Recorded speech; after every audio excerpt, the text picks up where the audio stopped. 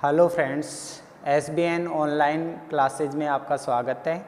SBN group of education की ओर से online classes संचालित की जा रही हैं।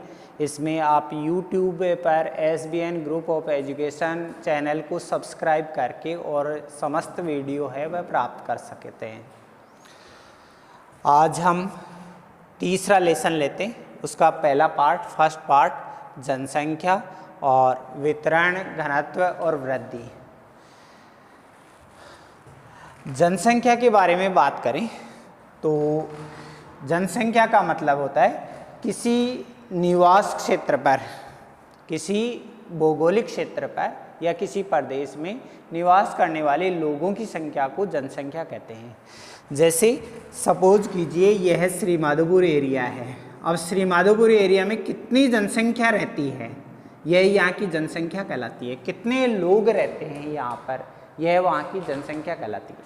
किसी प्रदेश में निवास करने वाले लोगों की संख्या को जनसंख्या कहते हैं। किसी प्रदेश की जनसंख्या निर्धारित करती है। राजस्थान की जनसंख्या 6.86 करोड़ है। इसका मतलब ये है राजस्थान में 6.86 करोड़ लोग 3,42,239 वर्ग किलोमीटर क्षेत्र में रहते हैं। इतने बड़े क्षेत्र पर है वह 6.86 करोड़ रहते हैं। ये यहाँ की जनसंख्या कहलाती है। जनसंख्या का अध्ययन एक महत्वपूर्ण संसाधन के रूप में है वह किया जाता है। जनसंख्या है वह एक महत्वपूर्ण मानव संसाधन के रूप में मानी जाती है। जनसंख्या किसी भी देश के लिए महत्वपूर्ण मानव संसाधन है। मानव संसाधन है, अर्थात हम जनसंख्या का अध्ययन क्यों करते हैं। अगर देखा जाए तो किसी भी देश में है वह विकास का, आर्थिक विकास का मूल आधार वहाँ के लोग ही हैं, वहाँ की जनसंख्या है। वहाँ के लोग किस तरह के, मानव संसाधन। मानव संसाधन का मतलब मानव स्वयं एक संसाधन है। वह मानव के लिए है वह उपयोगी होता है। मानव जो भी है वह संसाधनों का उपयोग करता है, वह उसके लिए जो भी चीज़ों का उपयोग करता है वो एक संसाधन बन जाती है। यहाँ पर जनसंख्या एक महत्वपूर्ण संसाधन है। एक देश का आर्थिक विकास पूरी तरह से जनसंख्या पर निर्भर करता है।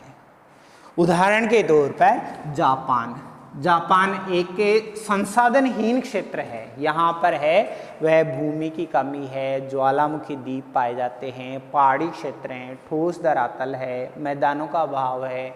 इसके अलावा है वह खनिज संसाधनों का भी अभाव पाया जाता है। फिर भी दुनिया का एक महत्वपूर्ण देश बन गया। क्यों? वहाँ के लोगों के कारण। वहाँ की जनसंख्या की क्वालिटीज़ अच्छी क्वालिटी है, इस कारण से है वे लोग पूरी दुनिया के साथ है वह आज व्यापार करते हैं। आज आर्थिक महाशक्ति के रूप में जापान का है वह देखा जाता है।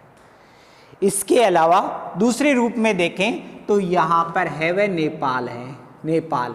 पहाड़ी क्षेत्र है, नेपाल है, भूटान है, दोनों ही हिमालय पर्वतीय क्षेत्र हैं।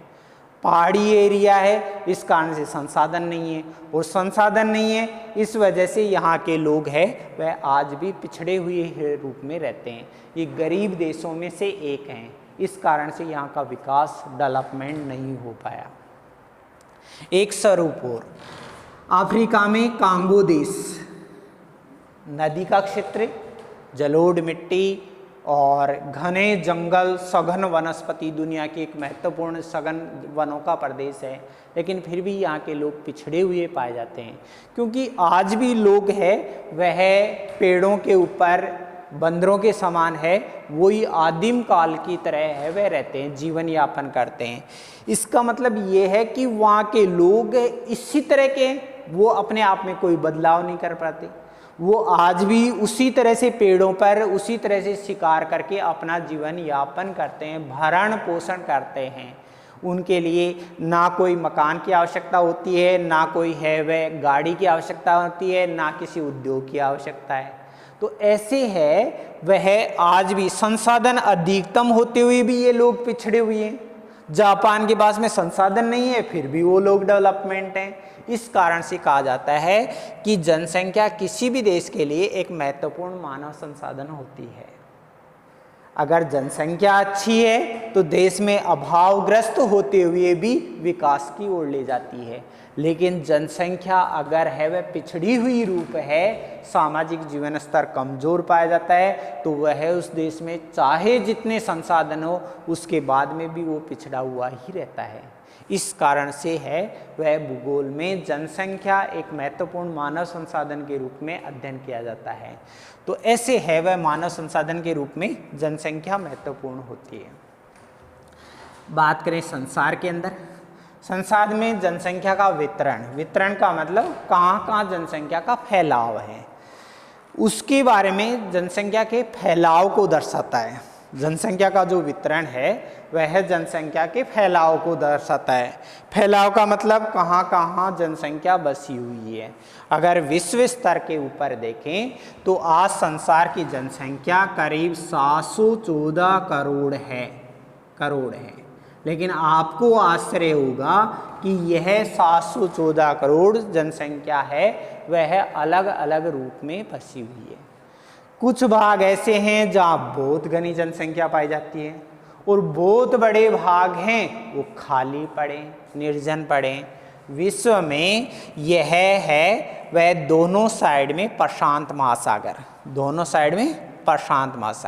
ये अंध महासागर का भाग, ये हिंद महासागर का भाग। इसके अलावा ये 7 महाद्वीप हैं, एशिया, यूरोप, उत्तरी अमेरिका, दक्षिणी अमेरिका, अफ्रीका, ऑस्ट्रेलिया और अंटार्कटिका, ये 7 महाद्वीप हैं। इन महाद्वीपों के अंदर जनसंख्या रहती है। उसमें भी अंटार्कटिका महाद्वीप लगभग पूरी तरह से बर्फ से ढका हुआ है। यहाँ पर जनहीन क्षेत्र केवल मात्र कुछ वैज्ञानिकों को छोड़कर कोई मानव जनसंख्या है वह नहीं पाई जाती। ग्रीनलैंड बर्फ से ढका हुआ है, यहाँ पर किनारों पर थोड़े बहुत है वह 1000-2000 है वह एस्किमो जनजाति के लोग रहते हैं, बाकी निर्जन पाए जाते हैं। इसके अलावा बहुत सारे द्वीप पाए जाते हैं, यहाँ पर भी है वह जनसंख्या पाई जाती है। मेरा ये कहना है कि बहुत बड़े भाग खाली पड़े हैं, निर्जन पड़े हैं और कुछ भागों में जनसंख्या है वह सघन पाई जाती है।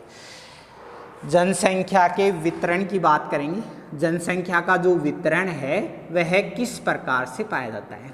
वितरण का स्वरूप देखें तो फर्स्ट बात, सबसे ज़्यादा जनसंख्या उत्तरी गोलार्ध में पाई जाती है। उत्तरी गोलार्ध का मतलब ये है कि यहाँ पर है वह 0 डिग्री की अक्षांश रेखा गुजरती है। 0 डिग्री अक्षांश रेखा जिसको अपन भूमध्य रेखा के नाम से पुकारते हैं, ये भूमध्य रेखा है वह इन भागों से गुजरती है। अब इसके उत्तर में ये उत्तरी गोलार्ध, दक्षिण में दक्षिणी गोलार्ध।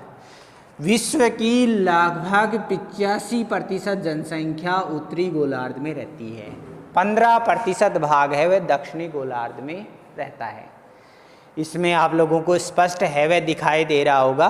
दक्षिणी गोलार्ध में ये जल भाग ज़्यादा है, उत्तरी गोलार्ध में ये महाद्वीप ज़्यादा हैं। इस कारण से भी है वह उत्तरी गोलार्ध में महाद्वीपीय जनसंख्या भागों में जनसंख्या ज़्यादा रहती है। अधिकांश जनसंख्या 85% भाग उत्तरी गोलार्ध में और केवल मात्र 15% भाग है वह दक्षिणी गोलार्ध में रहता है। दूसरी खास विशेषता, यहाँ पर धरती के 10% भाग पर 90% जनसंख्या रहती है। 90% जनसंख्या रहती है तथा 90% भाग पर केवल मात्र 10% लोग ही रहते हैं। 10% जनसंख्या ही रहती है।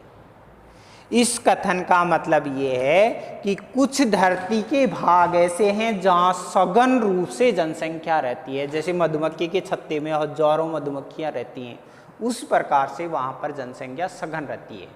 लेकिन बहुत बड़े भाग खाली पड़े हैं, निर्जन पड़े हैं। 90% भाग पर केवल संसार की 10% जनसंख्या ही रहती है। नेक्स्ट जो विशेषता अपन देखें कि धरातल के ऊपर है वह लगभग 20 डिग्री से लेकर के 60 डिग्री अक्षांशों में विश्व की 80% जनसंख्या रहती है। 80% जनसंख्या नॉर्थ, 20 डिग्री से 60 डिग्री उत्तरी अक्षांशों में। ये भूमध्य रेखा जिसको अपन 0 डिग्री अक्षांश रेखा कहते हैं, उसके बाद में 20 डिग्री की जो अक्षांश रेखा है, 20 डिग्री के अक्षांश रेखा से लेकर के और 60 डिग्री अक्षांश रेखा में, ये 20 डिग्री नॉर्थ है और ये 60 डिग्री नॉर्थ है। ऊपर जैसे जैसे जाएंगे यहाँ पर 90 डिग्री नॉर्थ आ जाएगा। तो ज़्यादातर मोस्ट ऑफ जनसंख्या इन भागों में रहती है।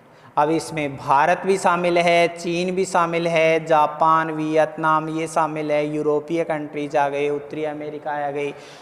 वर्ल्ड की लगभग 80% जनसंख्या इन भागों में रहती है और बाकी क्षेत्र में है वह 20% जनसंख्या रहती है। फोर्थ इसकी विशेषता देखिए, पहाड़ है वह प्रभावित करते हैं।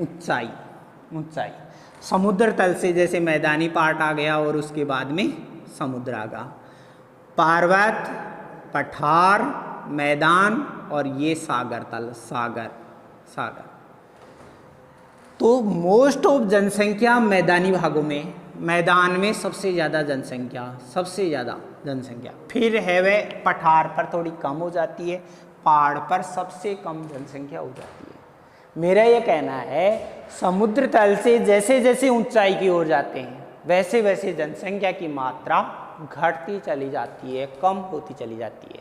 अब इस स्तर पर देखें तो वर्ल्ड के लगभग 500 मीटर की ऊंचाई तक अधिकांश जनसंख्या 500 मीटर की ऊंचाई तक। फिर इससे ऊपर जाएंगे तो जनसंख्या की मात्रा घटती चली जाएगी, कम होती चली जाएगी। ऐसे है वह कई घटक है वह इसके को प्रभावित करते हैं। पृथ्वी धरातल पर जनसंख्या का जो वितरण है यह असमान रूप में है। इनमें भी कुछ भागों में जनसंख्या अधिक है, कुछ भागों में कम पाई जाती है। एक इसकी खास विशेषता पाई जाती है, मोस्ट ऑफ जनसंख्या शीतोष्ण कटिबंध में पाई जाती है, शीतोष्ण कटिबंधीय जलवायु में पाई जाती है। वर्ल्ड को जलवायु के आधार पर 3 भागों में डिवाइड किया गया। ये हमारी धरती है, इस धरती पर 0 डिग्री अक्षांश रेखा, 23.5 डिग्री उत्तरी अक्षांश रेखा जिसको आप कर्क रेखा कहते हैं, 23.5 डिग्री दक्षिणी अक्षांश रेखा जिसको आप मकर रेखा कहते हैं।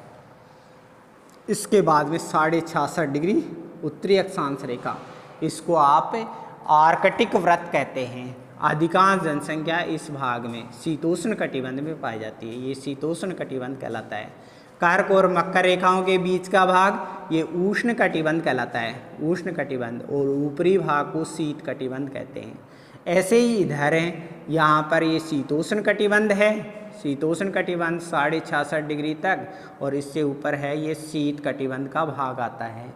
तो ज़्यादातर मोस्ट ऑफ जनसंख्या चाहे इधर हो या इधर हो, दोनों ही शीतोष्ण कटिबंध का भाग हैं। शीतोष्ण कटिबंध में मोस्ट ऑफ जनसंख्या पाई जाती है, अधिकांश जनसंख्या शीतोष्ण कटिबंध में पाई जाती है, और बाकी भागों के अंदर जनसंख्या कहाँ पर पाई जाती है? अति शीत प्रदेश और अति उष्ण प्रदेश दोनों ही भागों में जनसंख्या कम देखने को मिलती है। तो ऐसे जनसंख्या का वितरण की कुछ विशेषताएं यहाँ पर प्रदर्शित की गई हैं। अब बात करते हैं विश्व में जनसंख्या घनत्व की। जनसंख्या घनत्व का मतलब होता है वह प्रति वर्ग किलोमीटर क्षेत्र में निवास करने वाले लोगों की संख्या को जनसंख्या घनत्व कहते हैं। निवास करने वाले लोगों की संख्या को जनसंख्या घनत्व कहते हैं। लोगों की संख्या को जनसंख्या घनत्व कहते हैं।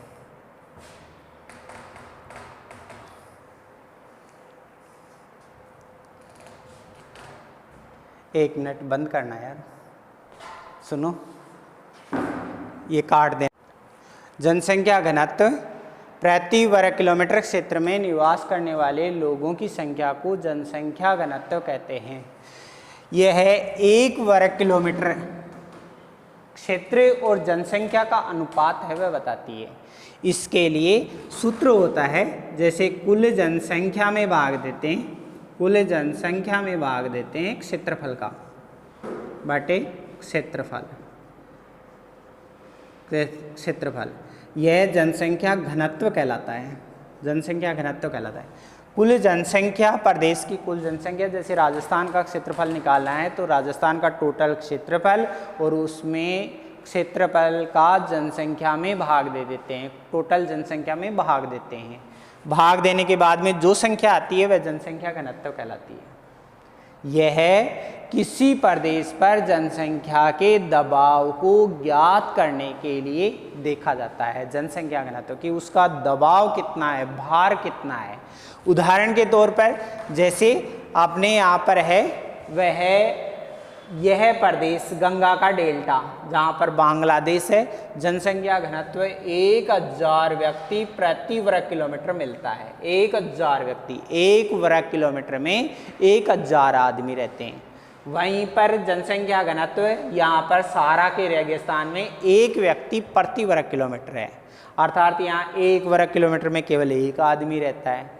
इसका मतलब ये कि यहाँ पर बांग्लादेश में इसकी सघनता ज़्यादा है जनसंख्या की और सहारा के रेगिस्तान में जनसंख्या की न्यूनता है, वहाँ पर जनसंख्या कम पाई जाती है, दूर दूर तक आदमी देखने को नहीं मिलते।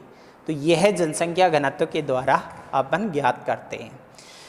लेकिन आजकल है वह नई नई टेक्नोलॉजी आ गई जिसके कारण इसके प्रतिरूप भी बदलते जा रहे हैं। जैसे कई बार ये होता है कि कुल जनसंख्या में भाग देते हैं, कुल जनसंख्या में भाग देते हैं कृषि क्षेत्रफल का, कृषि क्षेत्रफल। उस सूत्र में, ऊपर वाले सूत्र में केवल कृषि चेंज किया है, कृषि क्षेत्रफल का भाग दे दिया। यह आएगा, कहलाएगा कायिक जनसंख्या घनत्व। इसको कायिक जनसंख्या घनत्व कहते हैं। कायिक जनसंख्या घनत्व कहने का मतलब जनसंख्या के ऊपर जो मिलने वाली चीज़ें हैं अपन को कृषि से ही प्राप्त होती हैं, तो इस कारण से कृषि पर इसका भार देखा जाता है कि टोटल जनसंख्या का कृषि पर भार कितना है। इसके लिए कायिक जनसंख्या घनत्व ज्ञात किया जाता है। ऐसे ही एक स्वरूप होता है, ऊपर वाले भाग में भी कुल है वह कृषक जनसंख्या बटे कुल कृषक जनसंख्या बटे कृषि क्षेत्रफल का भाग दिया जाता है। यह जो ज्ञात होता है वह कृषि घनत्व ज्ञात होता है, कृषि घनत्व है। इससे केवल कृषि घनत्व का ज्ञात होता है। कैसे? जिस तरह से ज़्यादातर लोग कृषि कौन करते हैं, कृषक लोग करते हैं, और जनसंख्या होती है वह कुल कृषि क्षेत्रफल पर है वह किसानों के दबाव को है वह देखने के लिए इसे ज्ञात किया जाता है और इसको कृषि घनत्व कहते हैं। ये अलग अलग सूत्र है वह पूछे जाते हैं। बहुत बार बोर्ड क्लासों में है वह कायिक घनत्व का सूत्र पूछ लिया जाता है, घनत्व ज्ञात करने का सूत्र पूछ लिया जाता है, या कृषि घनत्व का। भारत एक कृषि प्रधान देश है, इस कारण से सबसे ज़्यादा भारत के लिए कृषि घनत्व ही सबसे ज़्यादा उपयोगी होता है। इनमें और भी सारे है वह कई तरीके हैं जिनके द्वारा घनत्व और भी ज्ञात होता है, जैसे औद्योगिक घनत्व है वह ज्ञात होता है। इसमें औद्योगिक घनत्व में उद्योगों का क्षेत्र है वह उसका भाग दिया जाता है, वह औद्योगिक घनत्व कहलाता है। ऐसे ही है वह संसाधनों का भाग दिया जाता है, तब संसाधन है वह घनत्व है वह ज्ञात किया जाता है। तो ऐसे भी घनत्व के कई रूप है वह और भी पाए जाते हैं, लेकिन बोर्ड क्लासेज में महत्वपूर्ण टॉपिक यही है जिसमें मुख्य आंकिक घनत्व, ये गणितीय घनत्व कहलाता है, ये कायिक घनत्व कहलाता है, ये कृषि घनत्व कहलाता है। ऐसे इनके अलग अलग रूप पाए जाते हैं। विश्व में जनसंख्या का वितरण का स्वरूप है वह असमान पाया जाता है। कहीं पर जनसंख्या कम और कहीं पर अधिक जनसंख्या पाई जाती है। हम सघन जनसंख्या के भागों को बात करते हैं। विश्व में सघन जनसंख्या मतलब उन भागों में बहुत ज़्यादा जनसंख्या पाई जाती है।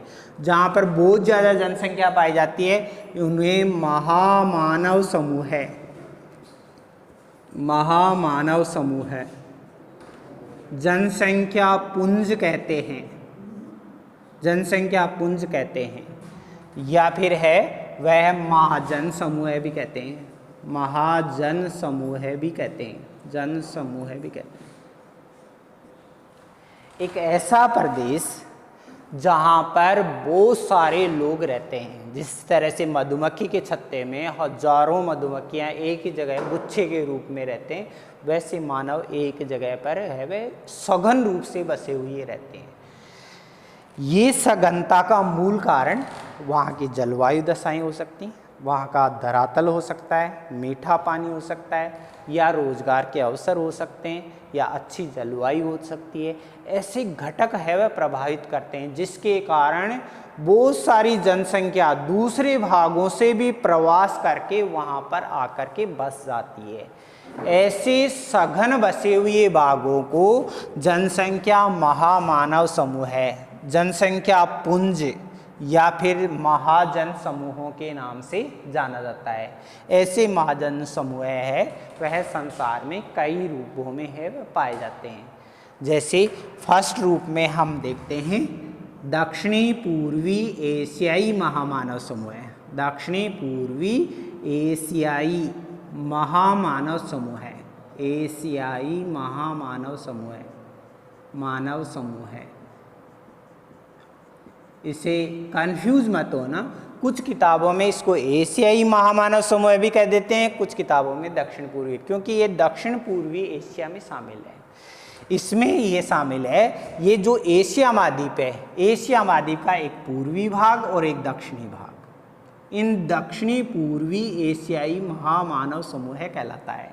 इस दक्षिण पूर्वी एशियाई महामानव समूह में सघन जनसंख्या पाई जाती है, सघन जनसंख्या देखने को मिलती है। इसको दक्षिण पूर्वी एशियाई महामानव समूह कहते हैं।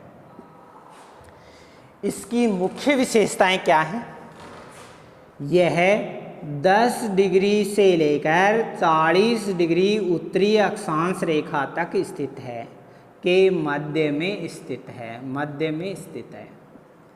ये 0 डिग्री की अक्षांश रेखा जिसको भूमध्य रेखा कहते हैं, भूमध्य रेखा के उत्तर में जैसे ये 20 डिग्री हुई तो यहाँ पर 10 डिग्री से ही स्टार्ट हो जाती है। 10 डिग्री से लेकर के 40 डिग्री उत्तरी अक्षांशों तक यहाँ पर है वह जनसंख्या पाई जाती है। इनके मध्य में यहाँ पर जनसंख्या पाई जाती है।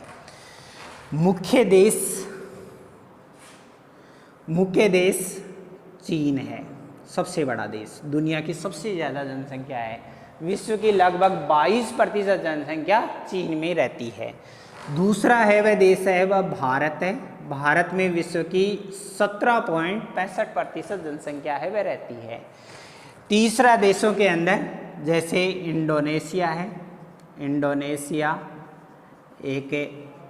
इंडोनेशिया है, फिलीपींस है, फिलीपींस, इसके अलावा थाईलैंड है, थाईलैंड, पाकिस्तान है, पाकिस्तान, वियतनाम, ऐसे देश आते हैं, वियतनाम। इसमें देश शामिल हैं जैसे यहाँ पर चीन है, यहाँ पर जापान है, ये भारत का भाग है, यहाँ पर पाकिस्तान है, भारत के इस साइड में ये पाकिस्तान का भाग, यहाँ पर म्यांमार है, बांग्लादेश है, या फिर यहाँ पर है वह थाईलैंड है, थाईलैंड का भाग, यहाँ पर वियतनाम है, वियतनाम का भाग, यहाँ लाओस है, यहाँ पर फिलीपींस है, फिलीपींस द्वीप समूह है, ये इंडोनेशिया है, इंडोनेशिया का भाग। तो इन भागों में फैला हुआ भाग है, इन देशों के अंदर फैला हुआ पार्ट है। यहाँ की खास बात ये है, लगभग जनसंख्या 714 करोड़ में से 430 करोड़ लोग है वह यहाँ पर रहते हैं। 430 करोड़ एशिया में रहते हैं, एशिया में रहते हैं। और इस जनसंख्या का लगभग 55% भाग इन देशों में रहता है।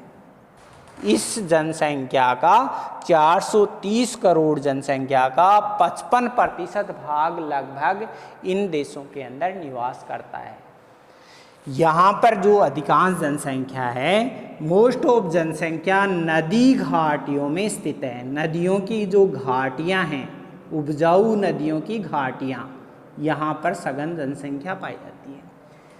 फ्रेंड्स, आप लोगों को पता है कि नदियां हैं वह बारिश है वह पर्वतीय क्षेत्रों में होती है, तो पर्वतों से नाले निकलते हैं। यही नाले एक दो नाले आपस में जुड़ करके और बड़ी नदी का रूप लेते हैं।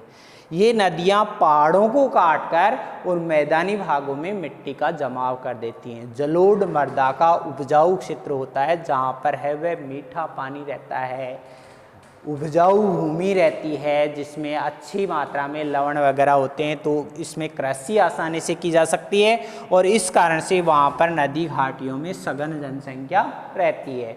और मोस्ट ऑफ यह जनसंख्या कृषि का काम करती है, खेती का काम करती है। यहाँ पर 70% से अधिक जनसंख्या कृषि कार्य करती है, गाँवों में रहती है, ग्रामीण क्षेत्रों के अंदर निवास करती है, ग्रामीण क्षेत्रों में, और 70% से अधिक जनसंख्या गाँवों में है वह कृषि का कार्य करती है। जैसे भारत में अधिकांश जनसंख्या 70% जनसंख्या ग्रामीण क्षेत्रों में निवास करती है। यही कंडीशन पाकिस्तान की है, यही कंडीशन इंडोनेशिया की है, यही स्थिति है वह चीन की भागों में है। तो यहाँ पर है वह अधिकांश जनसंख्या ग्रामीण क्षेत्रों में है वह निवास करती है। नदी घाटियाँ, जैसे भारत में गंगा का मैदान है, पाकिस्तान के अंदर उपजाऊ सिंधु नदी का मैदान है, म्यांमार में इरावदी नदी का मैदान है, चीन में हवांगो और यांगटी शिक्यांग नदियों के मैदान है, हवांगो यांगटी शिक्यांग नदियों के मैदान है। ये बहुत ज़्यादा उपजाऊ होते हैं, मीठा पानी है, उपयुक्त जलवायु दशाएं हैं, इस कारण से कृषि भरपूर मात्रा में की जाती है। तो यहाँ की मोस्ट ऑफ जनसंख्या इन नदी घाटियों में ग्रामीण क्षेत्रों के अंदर बसी हुई है। तो ऐसे यहाँ पर है वह ग्रामीण क्षेत्र में यह जनसंख्या पाई जाती है। इस जनसंख्या की खास बात यह है, यहाँ जनसंख्या की वृद्धि दर 2% तक मिलती है। 2% जनसंख्या वृद्धि दर मिलती है। जनसंख्या वृद्धि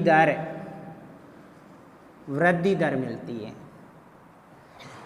यह 2% हम लोगों को है वह बहुत कम दिखाई देती है, लेकिन अगर ये 2% को आप 430 करोड़ से आप मल्टीप्लाई करेंगे, 430 करोड़ का 2% भाग देखेंगे तो करीब 8 करोड़ जनसंख्या प्रति वर्ष है वह बढ़ जाती है। हर साल 8 करोड़ जनसंख्या इस भाग के अंदर नए लोग आ जाते हैं। परिणामतः है वह जनसंख्या वृद्धि दर बहुत ज़्यादा पाई जाती है। ये सारे के सारे जो देश हैं, ये देश हैं सारे के सारे विकासशील देश हैं। विकासशील देश अपना डेवलपमेंट कर रहे हैं, विकसित नहीं हुए। विकसित देशों में केवल एक जापान, यहाँ पर सिंगापुर है, सिंगापुर, और यहाँ पर है हांगकांग। जापान, हांगकांग और सिंगापुर, इन 3 देश विकसित देश हैं, अपवाद हैं, और बाकी सारे के सारे देश विकासशील हैं। ये अपना डेवलपमेंट कर रहे हैं, विकसित नहीं हुए हैं। परिणामतः यहाँ पर अनेक प्रकार की सामाजिक है वह रूप समस्याएं हैं वह देखने को मिलती हैं। जैसे जनसंख्या विस्फोट की स्थिति है, जनसंख्या विस्फोट की स्थिति यहाँ पर पाई जाती है।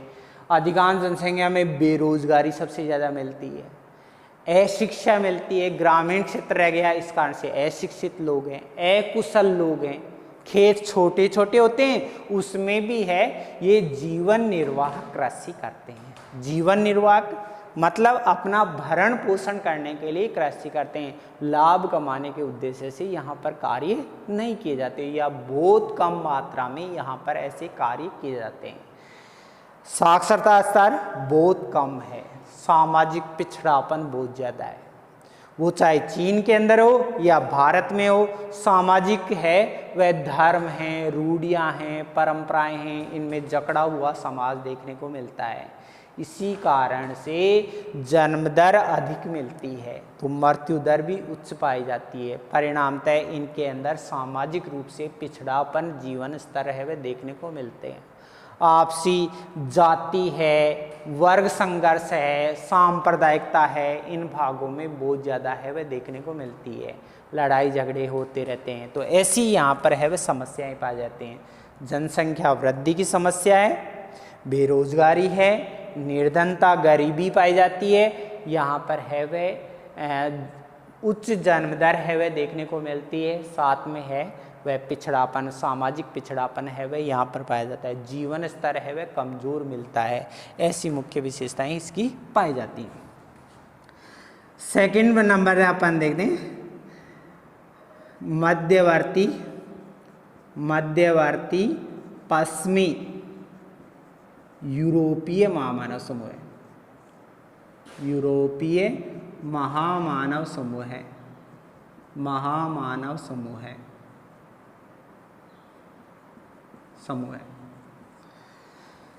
मध्यवर्ती पश्चिमी यूरोपीय महामानव समूह। ये यूरोप महाद्वीप है। इस यूरोप महाद्वीप में यहाँ पर मध्यवर्ती भाग में और थोड़ा है वह पश्चिमी करता हुआ ये पार्ट है, इस भाग में अधिकांश जनसंख्या पाई जाती है। यहाँ पर जनसंख्या ऐसे बसी हुई है, इस तरह से लंबे रूप में बसी हुई है। यहाँ पर ब्रिटेन है वह देश है, तो इसको बोलते हैं मध्यवर्ती पश्चिमी यूरोपीय महामानव समूह है। इसकी मुख्य बातें, यहाँ पर अधिकांश मोस्ट ऑफ जनसंख्या लगभग 40 डिग्री से 60 डिग्री अक्षांशों में पाई जाती है। नॉर्थ अक्षांश हैं इनमें पाई जाती है 40 से 60 डिग्री अक्षांशों में। यानी कि इनका भी एवरेज अगर अपन देखें तो कुछ किताबों में लिखा हुआ मिलता है 50 डिग्री उत्तरी अक्षांश रेखा के आसपास के भागों में। इनके तो बीच में पाई जाती है जनसंख्या और इसके आसपास के भागों में जनसंख्या सघन रूप से पाई जाती है। यहाँ पर जनसंख्या सघन मिलती है। 50 डिग्री उत्तरी अक्षांश रेखा के आसपास सघन जनसंख्या पाई जाती है। इसी कारण इस अक्षांश रेखा को यूरोपीय जनसंख्या की धुरी कहते हैं। यूरोपीय जनसंख्या की धुरी कहा जाता है। जनसंख्या की धुरी का मतलब केंद्र बिंदु, जहाँ पर यूरोप में सबसे ज़्यादा जनसंख्या इसी भाग में है वह पाई जाती है।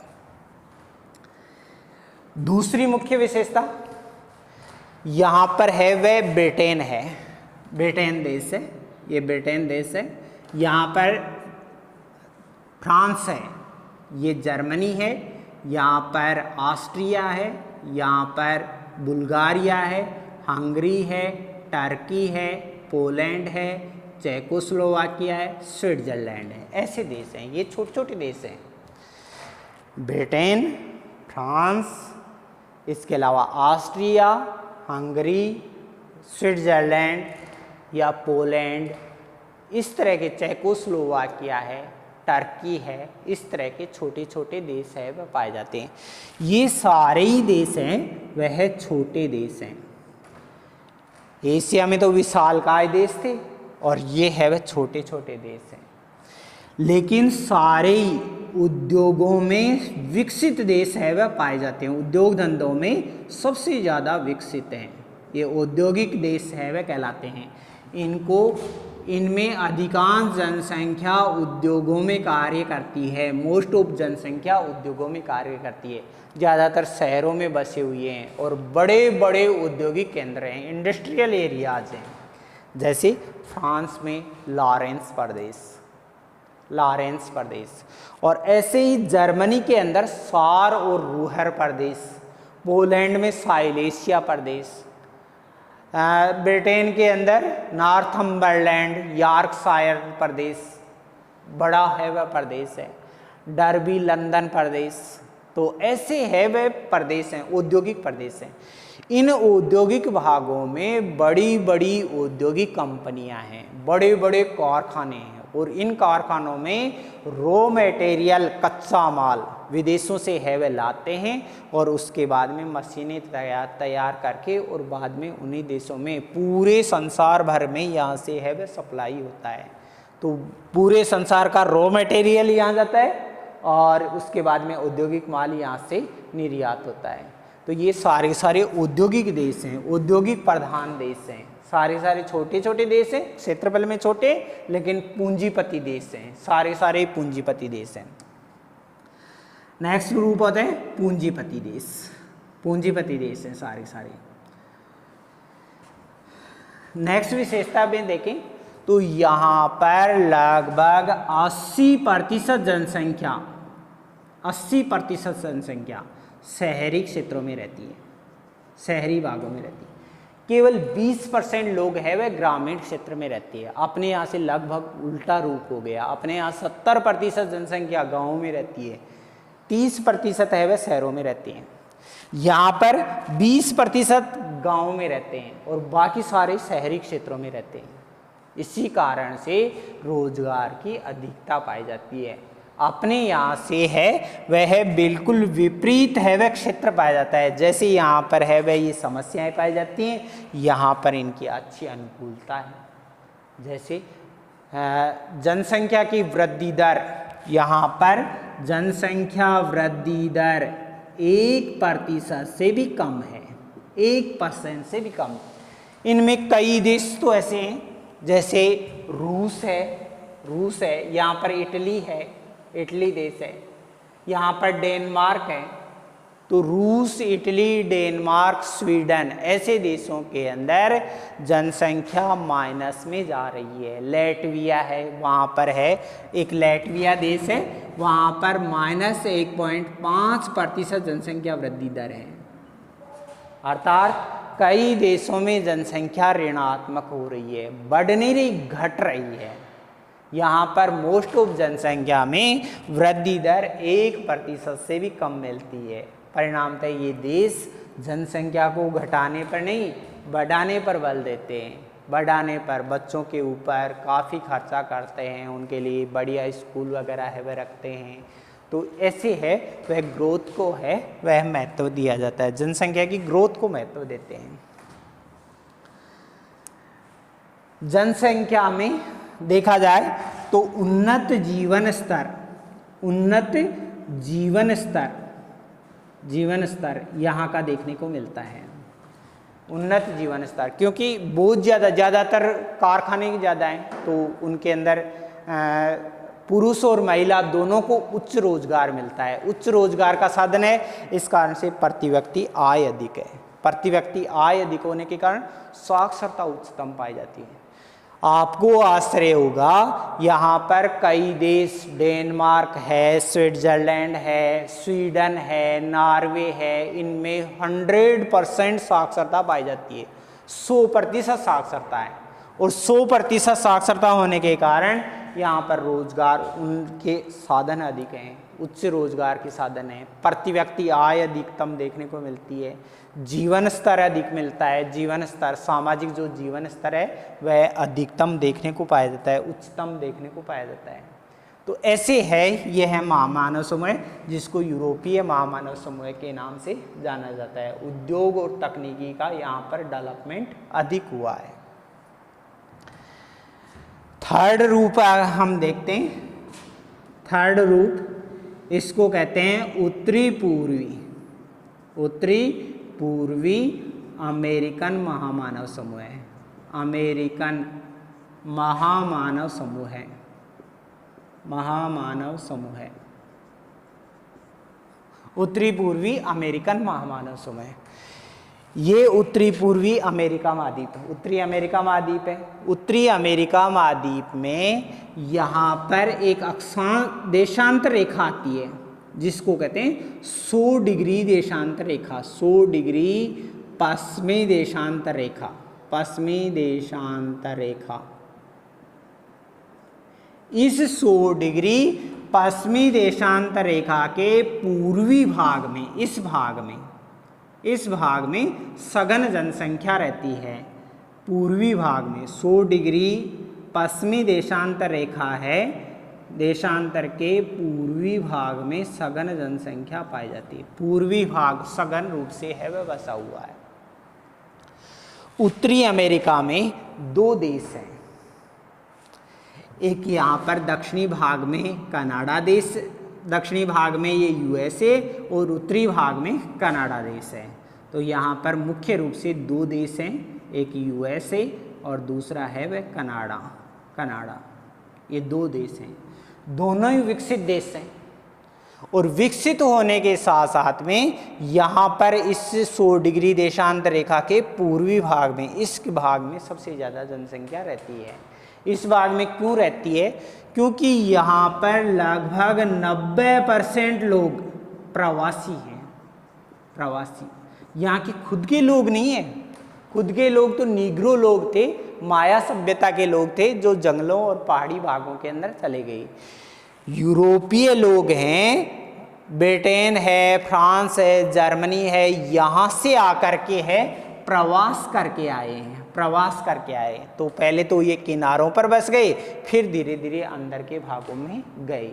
तो मोस्ट ऑफ जनसंख्या यहीं पर रहती है, क्योंकि वो अपने परिवार के अंदर भी जाना चाहते हैं। छुट्टी वगैरह के समय में जब भी अवकाश मिलता है तब वो अपने परिवार के साथ में समय बिताना चाहते हैं। परिणामतः ये इस किनारे पर सबसे ज़्यादा लोग जाकर के बस गए। यहाँ से पर जो 90% जनसंख्या है वह प्रवासियों के है, और इसमें भी लगभग 80% तो पूरे यूरोप के हैं।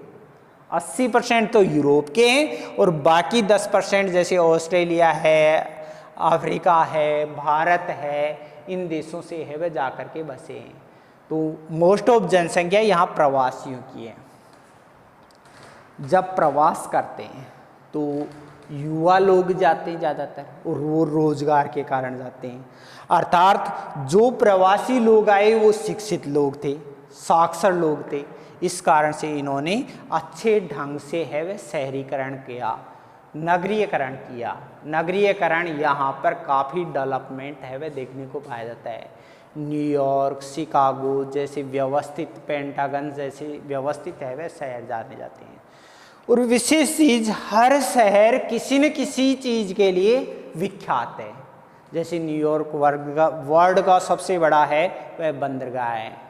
न्यूयॉर्क विश्व का है वह सबसे ज़्यादा मुख्यालय, सबसे बड़ा जो यूएनओ का मुख्यालय है वो न्यूयॉर्क में है। सबसे ज़्यादा कंपनियों के मुख्यालय न्यूयॉर्क में मिलने लगे। सबसे दुनिया का सबसे बड़ा हवाई अड्डा वहाँ का है, सबसे बड़ा बंदरगाह वहाँ का है, दुनिया का सबसे बड़ा स्टॉक एक्सचेंज वहाँ पर है। दूसरे शहरों की भी बात करें तो वो शहर भी किसी न किसी चीज़ के लिए फेमस हैं। जैसे पेंटागन सिटी है तो वह सुरक्षा सिटी कहलाती है। ऐसे पिट्सबर्ग है तो वह लोहा इस्पात के लिए जाना जाता है। शिकागो है दुनिया की वर्ल्ड सबसे बड़ी मांस मंडी है। विनिपेग है दुनिया की सबसे बड़ी गेहूं मंडी के रूप में है वह जानी जाती है। इन्होंने प्रवासियों ने व्यवस्थित शहर बसाए, और व्यवस्थित शहर बसाए इस कारण से यहाँ पर व्यवस्थित जनसंख्या पाई जाती है। दोनों ही देश है वह विकसित रूप में पाए जाते हैं। यहाँ पर लगभग 75% जनसंख्या है वह ग्रामीण 75% जनसंख्या शहरी भागों में रहती है और 25% ग्रामीण क्षेत्र में रहती है। 75% जनसंख्या शहरी भागों में और बाकी है वह 25% है वह ग्रामीण क्षेत्र में निवास करती है। यहाँ पर देखो एशिया में कृषि ज़्यादा की जाती है, 70% जनसंख्या कृषि काम करती है। यूरोप में 80% लोग उद्योगों में काम करते हैं। लेकिन यहाँ पर आपको आश्चर्य होगा, दोनों की ही सबसे ज़्यादा डेवलपमेंट है। कृषि और उद्योग दोनों ही विकसित रूप में पाए जाते हैं। उद्योगों के मामले में देखें तो यहाँ पर 5 महान जिले हैं, Superior, Michigan, Huron, Erie, Ontario. ये 5 महान जिले आपस में जुड़ी हुई हैं। परिणाम से सस्ता आयात निर्यात होता है। इनके किनारे किनारे पर बड़ी बड़ी खानें पाई जाती हैं, बड़े बड़े उद्योग पाए जाते हैं। भारी मशीनरी के उद्योग है वे स्थापित हुए हैं। तो ऐसे यहाँ पर उद्योग धंधे भरपूर पाए जाते हैं। ये बंदरगाह क्षेत्र रह गया। इन विकसित देशों से कच्चा माल लाना और तैयार माल बेचने की सुविधा मिलने के कारण यहाँ पर उद्योग धंधे ज़्यादा डेवलपमेंट हो गए। यहाँ पर फिलाडेल्फिया है, फिलाडेल्फिया, इसको फिलाडेल्फिया कहते हैं। फिलाडेल्फिया से लेकर के यहाँ कनाडा के यहाँ पर फिलाडेल्फिया है, ये बाग है, फिलाडेल्फिया कहलाता है। मिसिसिपी नदी का क्षेत्र फिलाडेल्फिया से लेकर के और उत्तरी भाग में न्यू इंग्लैंड तक ये पूरा का पूरा महानगरीय क्षेत्र है। महानगर आपस में जुड़े हुए हैं। वर्ल्ड का सबसे बड़ा महानगरीय क्षेत्र है। इसको वर्ल्ड में मेगालोपोलिस की संज्ञा दी जाती है। विश्व नगरी, वर्ल्ड नगरी के नाम से है वह, इसको वर्ल्ड में फेमस है। तो ये पूरा का पूरा औद्योगिक प्रदेश है। एक तो औद्योगिक प्रदेश ये है, दूसरा महान झीलों का प्रदेश, Superior, Michigan, Huron, Erie, Ontario, ये 5 महान झीलें पाई जाती हैं। इनके आसपास उद्योग धंधे बहुत ज़्यादा पाए जाते हैं। पिट्सबर्ग लोहे के लिए फेमस है। डेट्रॉयट मोटर कार उद्योग है। इसके अलावा मॉन्ट्रियल है, औद्योगिक केंद्र है। क्वेबेक औद्योगिक केंद्र है। तो ऐसे बड़े बड़े औद्योगिक क्षेत्र है वे यहाँ पर पाए जाते हैं। दूसरा रूप कृषि का है। कृषि में इन भागों में कनाडा और अमेरिका में प्रेरीज घास के मैदान पाए जाते हैं। प्रेरीज घास के मैदान है, ये काली मिट्टी के प्रदेश हैं। यहाँ पर घास उगती थी, तो शीतोष्ण कटिबंधीय घास के मैदान हैं। इनको तो साफ करके और लोगों ने इसे कृषि क्षेत्र में परिवर्तित कर दिया। इन भागों के अंदर सघन कृषि की जाती है। सघन कृषि विश्व में विस्तृत कृषि के नाम से जानी जाती है। यहाँ पर मशीनों का सबसे ज़्यादा उपयोग किया जाता है। मशीनों के आधार पर वैज्ञानिक कृषि की जाती है। उन्नत बीजों का उपयोग किया जाता है। भारी मशीनों, बुआई, कटाई, या फिर उनमें खाद देना है या फिर दवा छिड़कना है, यहाँ तक भारी मशीनों का उपयोग करते हैं। आप लोगों ने नाम सुना होगा, कंबाइन क्रू नाम से एक मशीन आती है। कंबाइन क्रू ये फसल काटने की मशीन होती है। जैसे गेहूं के प्रदेश हैं तो वहाँ पर है वह फिक्सेशन करके केवल गेहूं की बाल काटी जाती हैं और उसके बाद में है वह गेहूं निकाल करके सीधे है वह बंदरगाह के भागों में पहुंचाई जाती हैं। कंबाइन क्रू है, ये फसल काटने के मशीन है। हवाई जहाज का उपयोग भी, एयरक्राफ्ट का भी ये उपयोग है वह कर लेते हैं। दवा छिड़कने के अंदर है वह कर लेते हैं। तो यहाँ पर है वह विशेष चीज़ ये है कि यहाँ पर जो कृषि की जाती है वह विस्तृत कृषि होती है। कृषि फसलों में विशिष्टता मिलती है। विशिष्टता का मतलब होता है लगभग 200-250 किलोमीटर की पेटी में एक ही प्रकार की फसलें बोई जाती हैं। जैसे मान लो कोई गेहूं पेटी है तो गेहूं ही गेहूं है वो बोया जाता है। गेहूं के खेत 200-250 किलोमीटर तक आपको गेहूं के खेत देखने को मिलेंगे। ऐसे ही गेहूं की पेटी है, कपास की पेटी है, मक्का पेटी है। ऐसे ही यहाँ पर अलग अलग पेटियों के रूप में है वह उगाया जाता है, जिससे खाद देने में सुविधा रहती है। पानी के रूप में कृत्रिम वर्षा के साधन अपना लेते हैं। ऐसी वैज्ञानिक पद्धतियों के आधार पर इन जो किसानों का जो मुख्य उद्देश्य होता है, कृषि करने का मुख्य उद्देश्य निर्यात करना और लाभ कमाना होता है। ये लोग हैं वह विदेशों में निर्यात करके और अधिकाधिक लाभ कमाने की चेष्टा रखते हैं, आकांक्षा रखते हैं, और इसी वजह से ये कृषि की जाती है। यहाँ पर है वह ज़्यादातर फसलों का है वह निर्यात कर दिया जाता है, विदेशों में निर्यात किया जाता है। तो ऐसे यहाँ पर कृषि और उद्योग दोनों ही है वह डेवलपमेंट रूप में पाए जाते हैं। ऐसे ही है वह जो चौथा महामानव समूह है वह अफ्रीकन महामानव समूह है। अफ्रीकन महामानव समूह है वह फैला हुआ है अफ्रीका महाद्वीप में। अफ्रीका महाद्वीप में एक देश तो यहाँ पर है वह मिस्र देश सबसे ज़्यादा डेवलपमेंट है। उसके बाद में जैसे अल्जीरिया है, सूडान है, ऐसे देश हैं। यहाँ पर मोरक्को देश है, इधर ये ट्यूनीशिया देश है, यहाँ पर यहाँ पर सोमालिया देश है, यहाँ पर ये कांगो देश है, यहाँ पर एक नाइजीरिया देश है। नाइजीरिया बड़ा देश है। यहाँ पर नाइजीरिया की जनसंख्या सबसे ज़्यादा देखने को मिलती है, घनी जनसंख्या पाई जाती है, लेकिन सहारा का रेगिस्तान है वह पाया जाता है। तो एक तो ये देश है मिस्र, नाइजीरिया के देश, और दूसरा प्रदेश है वह मिलता है दक्षिण अफ्रीका का देश, दक्षिण अफ्रीका। ये दो क्षेत्र है वह यहाँ पर की जनसंख्या के पाए जाते हैं, और बाकी क्षेत्र ज़्यादातर निर्जन है। आप लोगों ने पढ़ा होगा कि अफ्रीका महाद्वीप एक अंध महाद्वीप कहते हैं। अंध महाद्वीप इसलिए कहते हैं क्योंकि ये विशालकाय महाद्वीप है, इसके अंदर मोस्ट ऑफ तो या तो मरुस्थलीय प्रदेश हैं, जैसे दुनिया का सबसे बड़ा मरुस्थल सहारा का रेगिस्तान है, फिर दूसरा दक्षिण में कालाहारी का रेगिस्तान है, या फिर है वह मध्यवर्ती भाग है तो वो जंगलों से ढका हुआ है, कांगो के घने जंगल पाए जाते हैं। मेरा ये कहना है कि यहाँ पर मोस्ट ऑफ क्षेत्रफल है या तो है वह मरुस्थलीय प्रदेश है या फिर है वह जंगली प्रदेश है। इसी कारण से मानव के रहने योग्य नहीं है, इस वजह से यहाँ पर जनसंख्या कम पाई जाती है। जनसंख्या का स्वरूप केवल दो भागों में सबसे ज़्यादा सघनता मिलती है, एक मिस्र और नाइजीरिया के प्रदेश उत्तरी भागों में, और दक्षिणी भाग के अंदर दक्षिण अफ्रीका का प्रदेश है, दक्षिण अफ्रीका। यहाँ थोड़ी जनसंख्या सघन रूप से पाई जाती है, और बाकी निर्जन जनजातियों के रूप में, गरीब जनजातियों के रूप में पाई जाती है। यहाँ पर औसत जनसंख्या की वृद्धि दर, उच्च जन्म दर पाई जाती है, उच्च जन्म दर, लेकिन फिर भी जो वास्तविक वृद्धि दर है वह 2% तक मिलती है। वास्तविक वृद्धि दर 2% ही मिलती है। जन्म दर, यहाँ पर एक लाइबेरिया देश है, लाइबेरिया, यहाँ लाइबेरिया में 8.1% जनसंख्या वृद्धि दर है।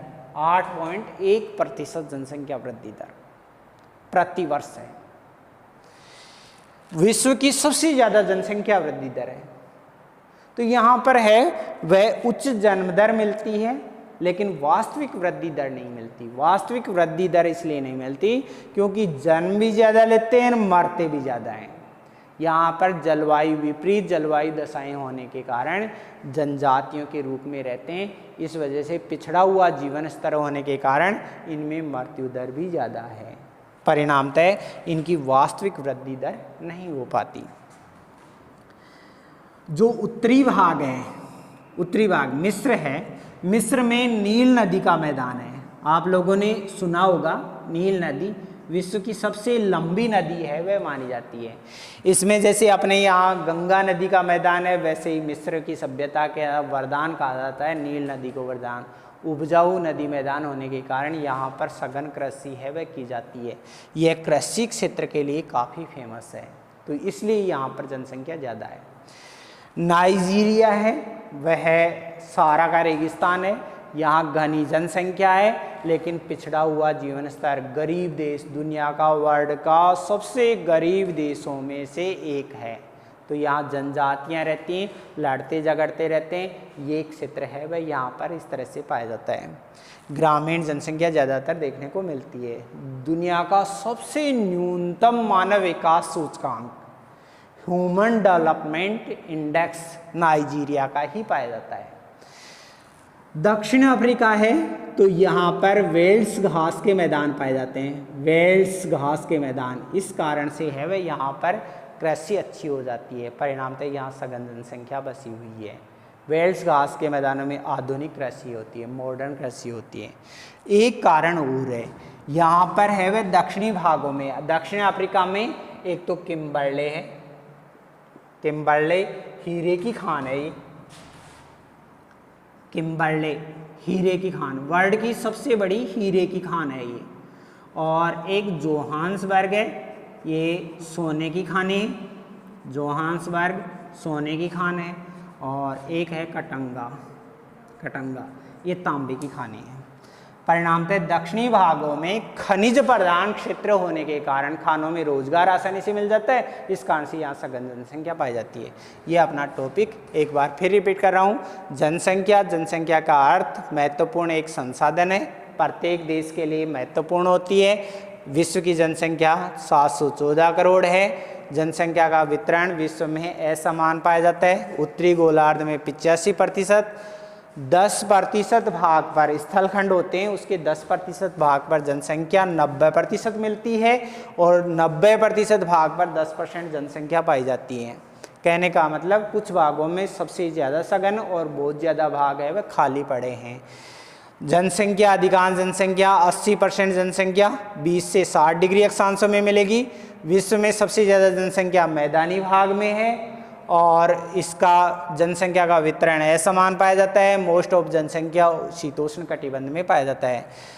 जनसंख्या घनत्व प्रति वर्ग किलोमीटर क्षेत्र में निवास करने वाले लोगों की संख्या को जनसंख्या घनत्व कहते हैं। इसमें कृषि घनत्व है, गणितीय घनत्व है, कायिक घनत्व है, इस तरह से है वह कई रूपों में ये ज्ञात किया जाता है। जनसंख्या का वितरण सघन जनसंख्या, महामानव समूह, पुंज महाजन समूह जहाँ सबसे ज़्यादा लोग रहते हैं, इसमें दक्षिण पूर्वी एशियाई महामानव समूह है। मोस्ट ऑफ जनसंख्या है वह दक्षिण पूर्वी एशिया के अंदर 10 से 40 डिग्री उत्तरी अक्षांशों में रहती है। चीन, भारत, इंडोनेशिया, फिलीपींस, थाईलैंड या फिर पाकिस्तान, इन देशों में रहती है। यहाँ पर 430 करोड़ जनसंख्या का 55% भाग है वह रहता है। मोस्ट ऑफ जनसंख्या नदियों की घाटियों में रहती है। 70% जनसंख्या कृषि करती है, ग्रामीण भागों में रहती है। 2% जनसंख्या यहाँ की वृद्धि दर पाई जाती है। जनसंख्या विकासशील देश हैं, जनसंख्या की विस्फोटक वृद्धि है, बेरोजगारी है, निर्धनता है, अल्प साक्षरता है, ऐसी समस्याएं यहाँ देखने को मिलती हैं। दूसरा, मध्यवर्ती पश्चिमी यूरोपीय महामानव समूह 40 डिग्री से 60 डिग्री अक्षांशों में ब्रिटेन, फ्रांस, जर्मनी, पोलैंड ऐसे देश शामिल हैं। ये देश छोटे छोटे हैं, उद्योगों में काफ़ी विकसित हैं, पूंजीपति देश हैं।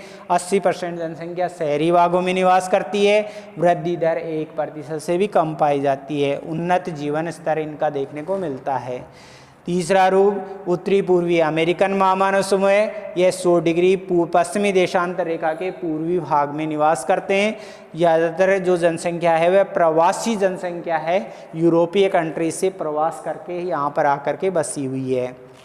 यूएसए, कनाडा देश हैं, 90% जनसंख्या प्रवासियों की है और यहाँ पर 75% जनसंख्या शहरों में रहती है और 25% जनसंख्या है वह ग्रामीण क्षेत्रों में रहती है। ग्रामीण भागों में 25% लोग रहते हैं। और इसके अलावा अफ्रीकन महामानव समूह है। अफ्रीका में ज़्यादातर उत्तरी भाग में मिस्र है व नाइजीरिया है, ऐसे देश शामिल हैं। दक्षिणी भाग में दक्षिण अफ्रीका देश शामिल है, तो दक्षिणी अफ्रीका के देश शामिल हैं। उत्तरी भाग कृषि के लिए ग्रामीण जनसंख्या ज़्यादा रहती है, कृषि कार्य करती है। दक्षिणी भागों के अंदर शहरी क्षेत्र डेवलपमेंट हुए, वेल्स घास के मैदान हैं या फिर है वह खाने हैं। खानों के अंदर अगर अपन देखें तो किम्बरले है, हीरे की खान है, हीरा सबसे ज़्यादा निकलता है। ये दुनिया की सबसे बड़ी उनमें सोने की खानों में आती है, जोहान्सबर्ग। और कटंगा तांबे की खानें हैं। इसके साथ में धन्यवाद।